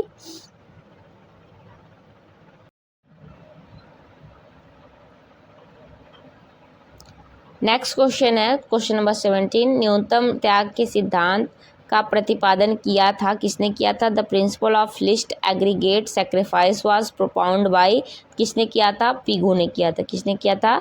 Pigou ने किया था। और इसके प्रीवियस वाले में भी न्यूनतम त्याग का सिद्धांत एजवर्थ का न्यूनतम त्याग का सिद्धांत पूछा है और इसमें पिगू का पूछा है। ठीक है, नेक्स्ट 18 है, आर्थिक एवं सामाजिक नियोजन की सूची का विषय है? Economic and social planning is a subject on which list? किसका है? तो समवर्ती सूची का है। ठीक है, समवर्ती सूची का हो जाएगा। ठीक, यहाँ पे कॉन्करेंट लिस्ट। नेक्स्ट है 19 क्या बोल रहा है? किस अर्थशास्त्री ने व्यय कर लगाने का सुझाव दिया? Which of the following economics was the first to suggest the expenditure tax? तो डाल्टन ने किया था। किसने किया था? डाल्टन ने। नेक्स्ट क्वेश्चन है 20, निम्नलिखित में से कौन राजकोषीय नीति का उपकरण नहीं है? यहाँ नहीं पूछा है। Which of the followings is not the tool of physical policy? पहला है बजट संबंधी नीति, दूसरा है समुद्रीपन व्यय, तीसरा है करारोपण नीति, चौथा है बैंक दर नीति, तो बजट ट्री पॉलिसी, सेकेंड है पंप प्राइमिंग स्पेंडिंग, थर्ड है टैक्सेशन पॉलिसी, फोर्थ है बैंक रेट पॉलिसी। तो यहाँ पे आपका बैंक दर नीति हो जाएगा, बैंक रेट पॉलिसी आपका इस राइट आंसर हो जाएगा। नेक्स्ट क्वेश्चन आपका है 21 क्या कह रहा है? बजट अंतिम रूप से स्वीकृत माना जाता है। The budget is consider approved in final form. तो किसके रूप में माना जाता है? लोकसभा के पास होने पर, राज्यसभा के पास होने पर, राष्ट्रपति की स्वीकृति मिलने पर, उपयुक्त में से कोई नहीं। तो यहाँ पे राष्ट्रपति की स्वीकृति मिलने पर क्या है जो है आपका बजट जो है पास होता है। ठीक है, स्वीकृति दी जाती है बजट को। नेक्स्ट क्वेश्चन है आपका यहाँ पर सार्वजनिक व्यय को क्षतिपूरक व्यय के रूप में प्रयोग किया जाता है। कैसे किया जाता है? Public expenditure is used as a compulsory expenditure in. तो मंदी काल में किया जाता है। कब किया जाता है? मंदी काल में, period of depression. Next question आगे देखते हैं 23 क्या कह रहा है? डाल्टन के अनुसार करदान क्षमता कौन सा रूप उपयोग होता है करदान क्षमता का? According to Dalton which form of taxable capacity is useful? तो निरपेक्ष करदान, सापेक्ष करदान, absolute taxable, relative taxable, both of, दोनों। क्या हो जाएगा? बोथ ऑफ 1 और 2 दोनों हो जाएगा। ठीक है, 23 का आपका राइट आंसर ये हो जाएगा। 24 है, भारत में किसी क्षेत्र के वित्त के लिए सर्वोच्च संस्था कौन सी है? Apex institute of finance for agricultural sector in India. तो आपका राइट आंसर क्या हो जाएगा? नाबार्ड हो जाएगा। मैंने इसी वीडियो में कहा है कि नाबार्ड का फुल फॉर्म, आपका होमवर्क है कि नाबार्ड का फुल फॉर्म आप बताएंगे। तो यहाँ पर आपको नाबार्ड का फुल फॉर्म यहाँ आपको बताना है। और आपके कुछ क्वेश्चन जो है 2023 से 2024 वाले पेपर में बहुत सारे क्वेश्चन जो है सेम क्वेश्चन मैच कर रहे हैं। ठीक है, तो आपका 2025 में भी आने की संभावना है। ठीक, और जो थ्योरी वाले हैं जो जिनका रिटर्न होगा उनको इन सब टॉपिक से तैयार कर लेना चाहिए क्वेश्चन आंसर। ठीक है, नेक्स्ट क्वेश्चन आगे देखिए। नेक्स्ट क्वेश्चन है 25, कर विवर्तन हो सकता है? टैक्स शिफ्टिंग में भी कर विवर्तन कैसे हो सकता है? यह 2023 में भी पूछा है, 24 में भी पूछा है, 25 में भी पूछ सकता है। और थ्योरी वालों का भी कर विवर्तन से रिलेटेड क्वेश्चन जो है पूछ सकता है। तो मैं थ्योरी वाले का भी क्वेश्चन आंसर लेकर आऊँगी। ठीक है, तो यहाँ पे कर विवर्तन हो सकता है, तो आगे की ओर भी हो सकता है, पीछे की भी ओर हो सकता है, दोनों ओर हो सकता है। 25 का बोथ साइड हो जाएगा। 26 है वित्त आयोग का गठन कौन करता है, तो वित्त मंत्रालय, प्रधानमंत्री, राष्ट्रपति। Finance commission is constitute by, तो किसके द्वारा होता है, राष्ट्रपति के द्वारा होता है, प्रेसिडेंट हो जाएगा। नेक्स्ट क्वेश्चन आगे देखते हैं। 27 क्या कह रहा है, करों का उद्देश्य क्या है, करों का उद्देश्य क्या होता है, what are the objective of taxation, तो अर्थव्यवस्था का नियमन करना होता है, ठीक है, रेगुलेटरी ऑफ इकोनॉमिक। तो 27 का सेकंड ऑप्शन इज राइट हो जाएगा। 28 है भारत में किस प्रकार की वित्त व्यवस्था पाई जाती है, which financial system is found in India, तो संघीय वित्त व्यवस्था भारत में पाई जाती है, ठीक है, फेडरल फाइनेंस सिस्टम पाई जाती है। नेक्स्ट 29 देखते हैं। 29 आपका क्या दिया है कि निम्न में से कौन सा ग्रामीण सारों का संस्थागत स्रोत नहीं है, which of the followings is not a institutional source of rural credit, तो यहाँ पे देसी बैंकर जो हो जाएगा या आपका इंडिजेनियस बैंक्स। नेक्स्ट 30 है, निम्न में से कौन भारत के प्रथम वित्त आयोग का अध्यक्ष था, who among the followings was the chairman of the first finance commission of India, तो श्री केशी नियोगी थे, कौन थे, श्री केशी नियोगी थे, यह भारत के प्रथम वित्त आयोग के अध्यक्ष थे। नेक्स्ट क्वेश्चन आगे देखते हैं। 30 में आपका क्या पूछा है, 30 क्वेश्चन पूछा है, वित्त आयोग संविधान के किस अनुच्छेद से संबंधित है, finance commission is related to which article of constitution, तो 280 से है, किससे रिलेटेड है, 280 से रिलेटेड है। 32 है प्रत्यक्ष कर है, डायरेक्ट टैक्स कौन सा है इनमें से, तो यहाँ उपयुक्त सभी दिया है, तो यहाँ उपयुक्त सभी नहीं होगा, यहाँ पे आपका क्या हो जाएगा, आयकर जो है आपका डायरेक्ट टैक्स हो जाएगा, क्या हो जाता है, आयकर जो है आपका डायरेक्ट टैक्स हो जाएगा। नेक्स्ट क्वेश्चन आगे है 33, प्रत्यक्ष कर जो है आपका प्रत्यक्ष कर, यहाँ पे आपका पूछा है कि प्रत्यक्ष अप्रत्यक्ष कर इनडायरेक्ट टैक्स क्या है, तो ये सभी हो जाएंगे, बिक्री कर भी होता है, यात्री कर भी होता है, सीमा शुल्क भी होता है, ये अप्रत्यक्ष कर है, आल टैक्स जो है यहाँ पे जो है अप्रत्यक्ष कर है। नेक्स्ट क्वेश्चन आगे देखते हैं।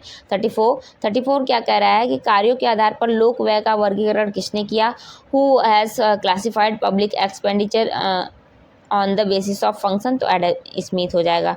34 का Adam Smith option is right हो जाएगा। 35 का सार्वजनिक वित्त है, विज्ञान कला दोनों, तो बोथ हो जाएगा। पब्लिक फाइनेंस जो है दोनों है, आर्ट फाइनेंस साइंस दोनों है, तो ये PYQ 2023 में भी पूछा है, 2024 में भी पूछा है, 2025 में भी पूछ सकता है। नेक्स्ट क्वेश्चन आगे देखते हैं। 36 क्या कह रहा है, मुद्रा का प्राथमिक कार्य है, मुद्रा का प्राथमिक कार्य पूछ रहा है, the primary function of money is, कौन सा कार्य है, विनिमय का माध्यम, यह मुद्रा का प्राथमिक कार्य होता है, विनिमय का माध्यम, यहाँ पे फर्स्ट ऑप्शन इज राइट हो जाएगा। 36 का first option is right answer. Next 37, मुद्रा वह जो मुद्रा का कार्य करे, मुद्रा की यह परिभाषा किसने दी, money is that which perform the function of money, who said this, तो किसने कहा है, हार्टले विदर्स ने कहा है, किसने कहा है, हार्टले विदर्स ने कहा है कि मुद्रा वह है जो मुद्रा का कार्य करे। नेक्स्ट क्वेश्चन आगे देखते हैं। 38 क्या कह रहा है, मुद्रा की पूर्ति वृद्धि उत्पन्न करती है, increases in money supply will lead to, कौन करता है, तो मांग जन्य मुद्रास्फीति करता है, डिमांड पुल इन्फ्लेशन करता है। 39 है, निम्न में से कौन मुद्रा का फलन नहीं है, नहीं पूछा है, यहाँ नहीं पूछा है, which of the followings is not a function of faith money, तो यहाँ पे आपका क्या हो जाएगा, अंतर्भूत मूल्य का स्रोत जो है, a source of intrinsic value जो है, यह मुद्रा का फलन नहीं होता है, बाकी सब होते हैं। नेक्स्ट क्वेश्चन आगे देखते हैं। 40 क्या पूछ रहा है आपका कि मुद्रा निम्न में से कौन एक मुद्रा का कार्य नहीं है, नहीं पूछा है, तो which of one of the followings is not a function of money, तो कौन सा हो जाएगा, मुद्रास्फीति से बचाव जो है मुद्रा का कार्य नहीं है, अहेज अगेंस्ट इन्फ्लेशन, क्या हो जाएगा, अहेज अगेंस्ट इन्फ्लेशन, आपका थर्ड ऑप्शन इज राइट हो जाएगा। 41 है, निम्न में से कौन मुद्रा की पूर्ति को विस्तृत रूप से मापता है, which of the followings measure the supply of money in border form, तो यहाँ पर आपको M1 M2 M3 M4 मैंने जो है BA 4th सेमेस्टर के इकोनॉमिक्स के प्लेलिस्ट में मैंने अपलोड कर रखा है नोट्स, आप जाकर वहाँ से देख सकते हो। मुद्रा पूर्ति वाला जो चैप्टर है, फर्स्ट आपका मुद्रा की अवधारणा है और सेकंड मुद्रा पूर्ति है, तो उनमें आप देख सकते हो, ठीक है। और उसी में आपको यहाँ पे उच्च शक्ति मुद्रा भी मिलेगा। तो 52 है उच्च शक्ति मुद्रा क्या है, हाई पावर्ड मनी क्या है, तो प्रारक्षित मुद्रा है, रिजर्व मनी होता है हाई पावर्ड मनी, ठीक है। नेक्स्ट क्वेश्चन आगे देखते हैं 43 क्या कह रहा है, मुद्रा आपूर्ति की माप M1 बराबर क्या होता है, money supply measure M1 is equal to किसके बराबर होता है, तो थर्ड ऑप्शन इज राइट हो जाएगा कि क्या होता है कि जनता के पास करेंसी मांग जमा और RBI के पास अन्य जमा जो होता है ये M1 के बराबर होता है, currency with public demand deposit other deposit with RBI। तो ये आपका आप मुद्रा पूर्ति वाला चैप्टर जो है वो यहाँ से डिटेल में पढ़ लीजिए, आपको बहुत सारे क्वेश्चंस आपको आपके बन जाएंगे, मिल जाएंगे। नेक्स्ट क्वेश्चन आगे है 44 क्या कह रहा है, 44 का क्या कह रहा है, उच्च शक्ति मुद्रा के संगठक है, component of high powered money के कंपोनेंट क्या है, तो आपका थर्ड ऑप्शन इज राइट हो जाएगा C+R+DD। यहाँ पर आपका क्या हो जाएगा C+R+DD, यह आपका क्या है उच्च शक्ति मुद्रा के संगठक है। अब C और R और DD क्या है, आप इसका फुल फॉर्म आप लोग बताएंगे, ठीक है। मैं इसका डिस्क्रिप्शन बॉक्स में बता दूंगी कि ये क्या है, आपको बताना है कि C+R+DD जो है इसका फुल फॉर्म क्या होगा, ये आपको बताना है। नेक्स्ट 45 है, मुद्रा की पूर्ति में कमी होती है तो वस्तुओं के मूल्य कैसे हो जाते हैं, if there is a decrease in the supply of money then the price of goods, तो कैसे हो जाते हैं, घट जाते हैं, क्या होते हैं, डिक्रीज हो जाते हैं, घट जाते हैं। नेक्स्ट क्वेश्चन है 46 क्या कह रहा है, अल्पकालीन ऋण के लिए बाजार को कहा जाता है, the market for short term loans is called, क्या कहा जाता है, तो उसको हम क्या कहते हैं, मुद्रा बाजार कहते हैं, मनी मार्केट कहते हैं। नेक्स्ट है 47, ब्याज की तरलता पसंदगी सिद्धांत का प्रतिपादन किसने किया, the liquidity preference theory of interest was propounded by, तो किसने किया, किन्स ने किया, ठीक है। नेक्स्ट क्वेश्चन आगे देखते हैं 48, किन्स के सिद्धांत में ब्याज दर एक क्या है, ब्याज दर वह क्या है, interest rate in Keynes theory is a, ब्याज दर क्या है, तो पहला है मौद्रिक घटना, दूसरा वास्तविक क्षेत्र की घटना, monetary phenomena, real sector phenomena, तो यहाँ पे बोथ हो जाएगा, दोनों हो जाएगा, एक और दो दोनों है, ठीक है। नेक्स्ट आगे देखते हैं 49 क्वेश्चन।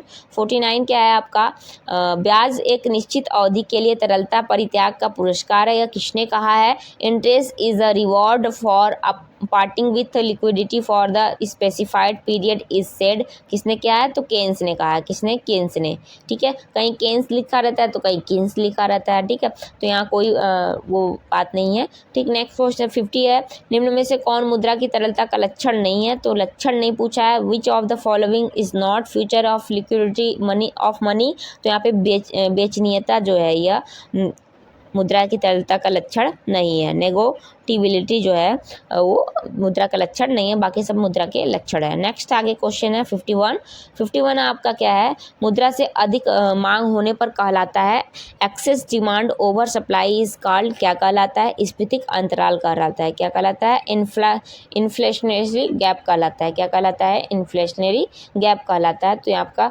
51 का fourth option is right answer. आपको एक यहाँ पे बात बता देनी है कि नोट्स जो है आपके सभी चैप्टर्स के नोट्स, सभी चैप्टर्स के long answer types question, short answer type question, very short answer type question, multiple choice question आपके प्रोवाइड कराए जाएंगे। और जो भी आपको चाहिए वीडियो आप प्लेलिस्ट में जाकर देख सकते हैं, या फिर इस डिस्क्रिप्शन बॉक्स में लिंक हम दे देंगे, वहाँ से आप देख सकते हो। और नोट्स आपको सभी चैप्टर्स के नोट्स भी प्रोवाइड कराए जाएंगे, और प्रीवियस 2025 का भी जो है PYQ जो है एनालिसिस कराया जाएगा। और जिसका भी रिटेन है वो रिटेन के हिसाब से अपनी तैयारी करिए, और जिसका थ्योरी ऑब्जेक्टिव है, जिसका सब्जेक्टिव है सब्जेक्टिव थ्योरी तैयार करिए अपना, और जिसका ऑब्जेक्टिव है वो MCQ क्वेश्चन तैयार कर लीजिए, ठीक है। और पेपर एनालिसिस से पता चल जाता है कि क्वेश्चन कहाँ से, किस यूनिट से, किस चैप्टर से बनकर आ रहे हैं, उससे एक तरीका मिल जाता है कि उन्हीं सब चैप्टर्स के आसपास से हमारे क्वेश्चन जो है वो इस बार भी बनकर आएंगे। तो इसीलिए होता है पेपर एनालिसिस जरूर करना चाहिए। ठीक है, 52 क्वेश्चन है। भारत में निर्यात आयात बैंक की स्थापना की गई थी, कब की गई थी? एग्जिम जो है, ये एग्जिम, इसको हम क्या पढ़ते हैं? एग्जिम, एक्सपोर्ट और इम्पोर्ट इसका फुल फॉर्म होता है। EXIM bank of India was established in, कब किया गया था? तो 1982 में, 1982 में। ठीक है, नेक्स्ट क्वेश्चन आगे देखते हैं। 53 क्या है कि वैधानिक तरलता अनुपात में वृद्धि सामान्यतः क्या होती है? An increase in sanitary liquidity ratio is general SLR, इसको SLR भी कहते हैं। तो SLR आपका क्या होता है? यहाँ पे थर्ड ऑप्शन इज राइट हो जाएगा, उदार देय कोष में वृद्धि करना, increases loanable funds. Next question है 54 क्या है आपका कि ग्रामीण क्षेत्रीय बैंक ने अपना कार्य करना शुरू किया, किस वर्ष करना शुरू किया? Regional rural banks started their working in the year, तो 1975 में किया, 1975 में किया। नेक्स्ट क्वेश्चन है 55, नाबार्ड की स्थापना कब हुई थी? वर्ष बताना है यहाँ पर आपको। NABARD was established in the year, कब हुआ था? तो 1982 में हुआ था। कब हुआ था? 1982 में हुआ था नाबार्ड की स्थापना। तो नाबार्ड से भी क्वेश्चन आपके 2023 में भी बनकर आए थे, 2024 में भी आए हैं, 2025 में भी नाबार्ड से क्वेश्चन जो हैं आपके आएंगे। ठीक है, नेक्स्ट क्वेश्चन आगे देखते हैं। 56 आपका दिया है कि करेंसी एंड फाइनेंस पर वार्षिक रिपोर्ट का प्रकाशन किया गया था। The annual report of currency and finance is published by, किसके द्वारा किया गया था? तो भारतीय रिजर्व बैंक द्वारा किया गया था, RBI द्वारा किया गया था। ठीक है, तो यहाँ पे आपका रिजर्व बैंक ऑफ इंडिया हो जाएगा, RBI हो जाएगा। नेक्स्ट 57 है, भारतीय रिजर्व बैंक की स्थापना किस वर्ष हुई? तो यहाँ पे reserve bank of India was established in the year. देखिए 2023 और 2024 दोनों पेपर में लगभग 30% जो क्वेश्चन है आपके मैच कर रहे हैं और 90% क्वेश्चन जो है एक दूसरे चैप्टर से रिलेटेड आए हुए हैं, उसी चैप्टर से रिलेटेड क्वेश्चंस बनकर आए हुए हैं 90%, और मैच का कितने परसेंट कर रहे हैं? 30% क्वेश्चन मैच कर रहे हैं। ठीक है, नेक्स्ट आगे ये आपको बताना है कि RBI की स्थापना कब हुई थी? तो 1935 में हुई थी। ठीक है, 1935 में। नेक्स्ट क्वेश्चन आगे देखते हैं। 58 क्या कह रहा है कि निम्नलिखित में से कौन मौद्रिक नीति का उद्देश्य नहीं है? Which of the followings is not the objective of monetary policy? तो यहाँ पे आपका क्या हो जाएगा? सरकार के लिए संसाधन जुटाना, यह क्या है? मौद्रिक नीति का उद्देश्य नहीं है। Resource mobilisation for the government. Next question आपका है, निम्नलिखित में से कौन सा एक साख नियंत्रण का चयनात्मक तरीका नहीं है? Which of on off the followings is not the method of selective credit control? तो यहाँ पे आपका फर्स्ट ऑप्शन इज राइट हो जाएगा, खुले बाजार की क्रियाएं, ओपन मार्केट ऑपरेशन। यह क्या है? आपका साख नियंत्रण का चयनात्मक तरीका नहीं है। ठीक, तो यहाँ पे आपको एक और बात बता दें कि थोड़ा सा आप लोग जागरूक हैं, तो जागरूक हैं तो इतनी गर्मी बढ़ रही है, तो गर्मी में एक आपसे एक रिक्वेस्ट मेरी है कि आप सभी अपने नाम का एक पेड़ जरूर लगाएं, हर साल एक पेड़ जरूर लगाएं। ठीक है, और उसकी देखभाल एक छोटे बच्चे की तरह करें जब तक वह बड़ा थोड़ा ना हो जाए। ठीक है, तो आपको यहाँ पर एक पेड़ जरूर लगाना है।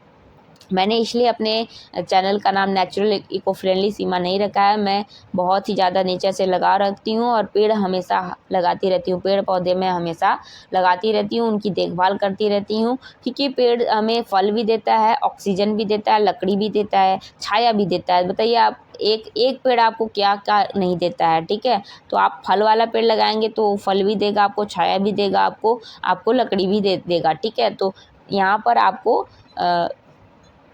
और ऑक्सीजन भी देगा, ऑक्सीजन, लकड़ी, फल, छाया के साथ साथ आपका जो मिट्टी वगैरह है, मिट्टी जो है जड़ें जो है मिट्टी को पकड़ बनाए रखेंगी, और पानी का स्रोत भी जो है अच्छा खासा बना रहेगा वहाँ पर। तो यहाँ पर आपको एक काम करना है, अपने नाम का एक पेड़ जरूर लगाना है। ठीक है, नेक्स्ट क्वेश्चन आगे देखते हैं।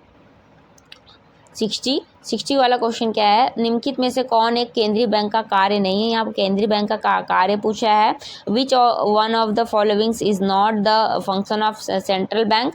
तो यहाँ पे आपका क्या हो जाएगा, जनता के पास जमा स्वीकार करना या केंद्रीय बैंक का कार्य नहीं होता है। तो फिर से आपका एक्सपेंशन ऑफ पब्लिक डिपॉजिट, यहाँ पे 2023 वाला ही क्वेश्चन यहाँ रिपीट किया है। 61 है, भारत में मौद्रिक नीति कौन घोषित करता है।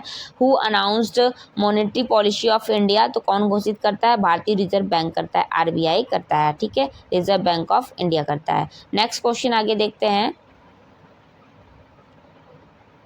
62 क्या है आपका, स्टेट बैंक की स्थापना कब हुई थी। When was the state bank established, वो कब हुआ था। तो यहाँ पे स्टेट बैंक जो है 1955 में इस्टेब्लिश्ड किया गया था, स्थापित किया गया था। नेक्स्ट 63 है, भारतीय रिजर्व बैंक का राष्ट्रीयकरण कब हुआ। RBI get nationalised. ये आपका 2023 में भी पूछा, 2024 में पूछा, 2025 में भी पूछ सकता है। तो कब हुआ था, स्थापना देखिए 1935 में हुई, और राष्ट्रीयकरण कब हुआ, नेशनलाइज कब हुआ था, तो 1949 में हुआ था। तो ये 63 का राइट आंसर क्या हो जाएगा, 1949। नेक्स्ट क्वेश्चन है 64, भारतीय रिजर्व बैंक है, आरबीआई कैसा है। तो यह केंद्रीय बैंक है, यह बैंकों का बैंक केंद्रीय बैंक है, सेंट्रल बैंक है आरबीआई, ठीक है। नेक्स्ट क्वेश्चन आगे देखते हैं।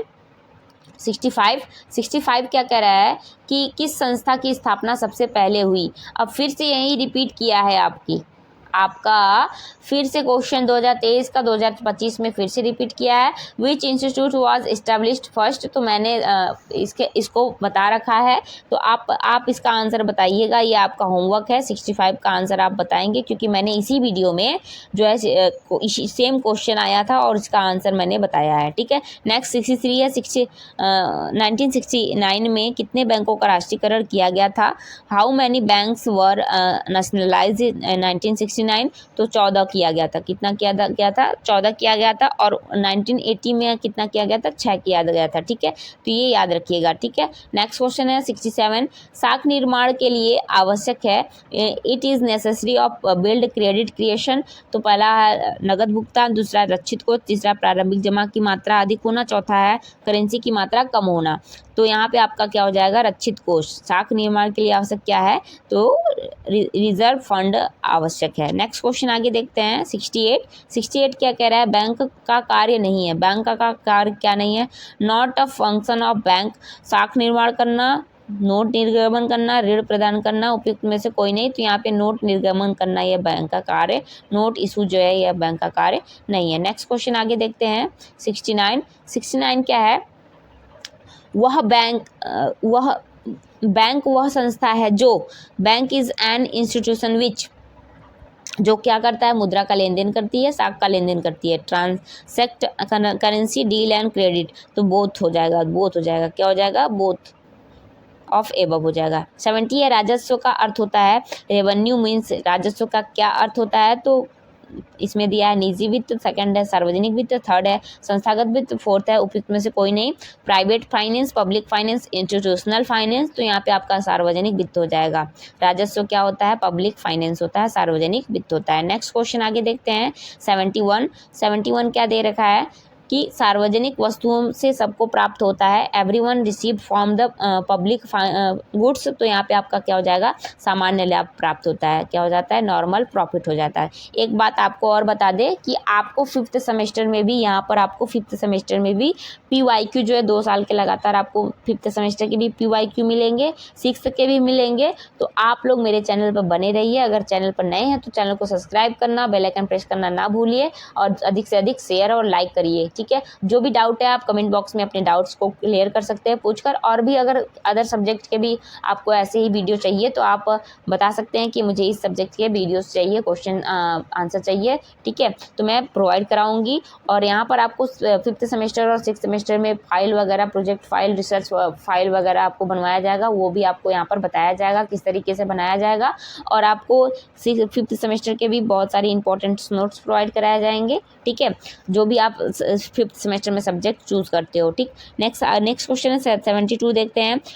पूंजीवाद अर्थव्यवस्था संचालित होती है, कैपिटलिस्ट इकोनॉमिक ऑपरेटेड बाय, किसके द्वारा होता है? कीमत तंत्र। किसके द्वारा होता है? कीमत तंत्र द्वारा होता है। तो 72 का first option is right answer. क्या हो जाएगा? Price mechanism. ठीक, नेक्स्ट है आगे 33 क्या कह रहा है? सार्वजनिक व्यय का मुख्य सिद्धांत क्या है? The main principle of public expenditure is, क्या है? तो अधिकतम समाज कल्याण का सिद्धांत क्या होता है? सार्वजनिक व्यय का मुख्य सिद्धांत होता है principle of maximum social advantage. ठीक, नेक्स्ट क्वेश्चन है 74। अवसाद काल में यह आवश्यक है कि during depression is necessary that, क्या होना चाहिए? करों में वृद्धि ना हो, करों में वृद्धि हो, व्यय में वृद्धि हो, प्रति व्यक्ति आय में वृद्धि हो। तो अवसाद काल में व्यय में वृद्धि हो यह क्या है? नेसेसरी, आवश्यक है। Increasing in expenditure. Next question आगे देखते हैं 75 जो कि लास्ट है आपका। यह आपका पेपर एनालिसिस 2023-24 दोनों का हो गया। इसके बाद आपको यहाँ पे इसी के बाद एक्स्ट्रा इंपॉर्टेंट क्वेश्चंस आपको प्रोवाइड कराए जाएंगे 500 प्लस, और नोट्स भी आपको क्या कराया जाएगा? प्रोवाइड कराया जाएगा। तो लास्ट क्वेश्चन का क्या है आपका? निम्न में से एडम स्मिथ द्वारा प्रतिपादन करारोपण का नियम क्या है? The followings is the law of taxation propound by Adam Smith. तो canon of certainty, canon of convenience, canon of equity और ऑल ऑफ द एबव। तो क्या हो जाएगा? ये ऑल ऑफ द एबव हो जाएगा। निश्चितता का सिद्धांत, सुविधा का सिद्धांत, समानता का सिद्धांत, ऑल ऑफ द एबव। तो ये ऑल ऑफ द एबव हो जाएगा। तो मिलते हैं ऐसे ही इंफॉर्मेटिव वीडियो लेकर आएंगे नेक्स्ट वीडियो में। Thanks for watching video.